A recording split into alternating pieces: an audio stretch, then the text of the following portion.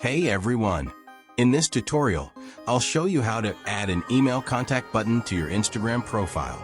This is a great feature if you want Instagram users to easily contact you via email, whether it's for business inquiries, collaborations, or sponsorship opportunities.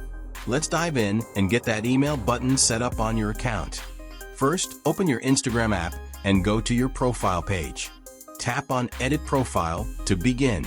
Before we proceed, keep in mind that this feature is only available for Instagram professional accounts, such as business or creator accounts. If you don't already have a professional account, don't worry. I have a separate tutorial on my channel that shows you how to switch to an Instagram business account. Once you've clicked on Edit Profile, the next step is to tap Contact Options. Here, you'll see a field where you can add your email address. If this field is empty, enter the email address you want people to use to contact you. After entering your email, tap the check mark to save your changes. However, simply adding your email isn't enough to make the email button appear on your profile. The reason the email button might still be missing is that the Display Contact Info toggle is turned off. To fix this, go back to the Contact Options section and look for the Display Contact Info toggle. Turn it on and save your changes. Then, save your edits one more time.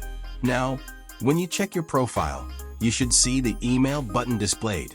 When someone taps it, they'll be able to send an email directly to the address you added. There's also an additional setting you can check to ensure the email button is visible. Go back to Edit Profile and tap Profile Display. Here, you'll find another toggle for displaying your contact info. Make sure this option is turned on as well. Save your changes, and the email button will now be active on your profile. And that's it.